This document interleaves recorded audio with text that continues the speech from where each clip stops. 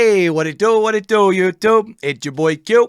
About that time we get down and do what it do, because today I want to talk about the APAC South region, but indirectly, at least at first, because what I really want to talk about is Dark Zero seeming to catch their stride in the North American region. Now, does Dark Zero's success in North American region show that maybe, just about everybody outside of the APAC South region is sleeping and not giving the region as a whole enough respect? And most importantly, if Dark Zero does make land out of North America, does well, and then a few squads from APAC South show up and show out as well, what does that mean for the region for more slots heading into split number 2?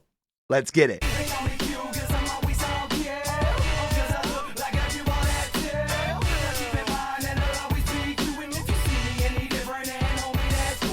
Now, first off, obviously we aren't even completely through a full split into Dark Zero's transition into the North American scene, but not just that, I do want us all to be adults here.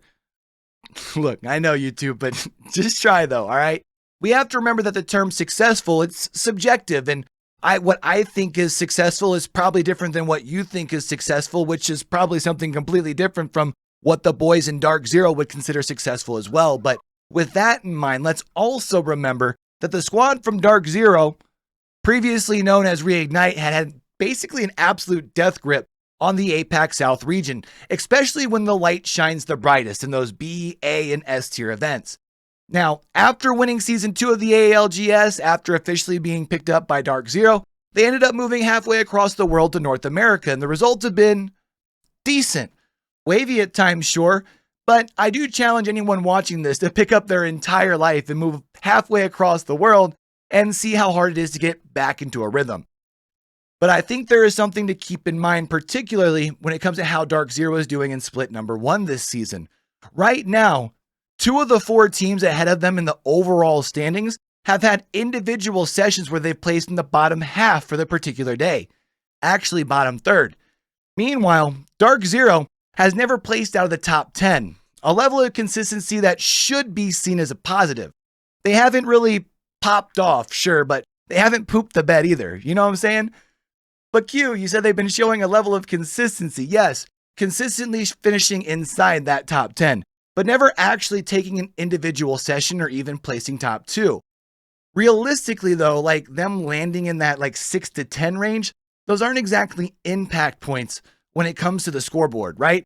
Quite decent, shall we say, but at least until this last week in week 2 of Hyperlux this weekend and this weekend's ALGS session, where they walked away with 2nd and 3rd respectively. And while there are a couple other teams still in that top 9 right now that still have 2 sessions left, they're looking pretty good right now in that top 5 spot. So let's say that Dark Zero does make land.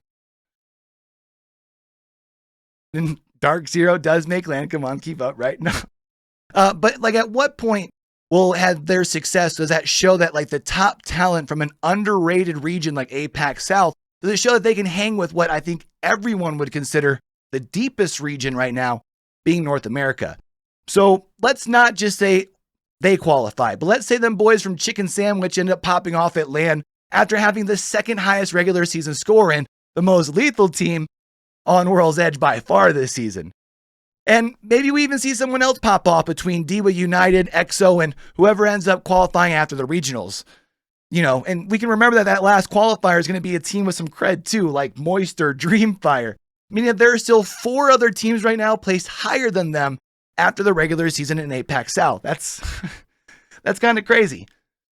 So at what point does the region earn more slots for split number 2? Let's not forget that this was a region that had the most teams sign up for PLQs this season, and the region that won season number 2 in theory, right? All of this actually while being a region that doesn't necessarily get this good support from a third-party tournament scene. The third-party scene isn't able to get the type of sponsor money and things for the prize pools like we see in NA or EMEA for that matter, to be able to support the pro scene. I mean, heck, the APAC South region broadcast right now has to be through a third party in its own right, which, by the way, no shot to those guys because they put on a heck of a show. But what do y'all think? Is just 1 week of Hyperlux not enough to get a little excited after the consistency that we've seen from Dark Zero thus far? What about coupled with a nice strong ALGS session? And Should Dark Zero's performance in NA just in general have like any sort of weight about how APAC South maybe gets more slots in split number 2? And if not, what do you need to see from the region at LAN to give them like another 2 or 3 slots for LAN? Because in my honest opinion, the region definitely deserves more than the 5 that they currently got. And I'm definitely going to be looking for the region to prove it here soon. Now, I am definitely looking forward to see like YouTube's thoughts on this, but you know, if you like the video, do me a favor after leaving those comments below, let me know what you think, slap that like button.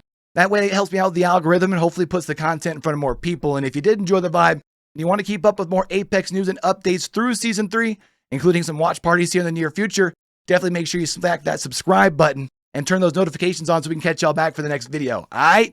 But until we catch y'all back over here, man, don't forget, with everything crazy going on in the world today, be true, be you, be sincere, game hard and love hard. All right, y'all? It's your boy Q, signing out. If you ain't show something, you just don't wanna be. You wanna be me, but you will never be.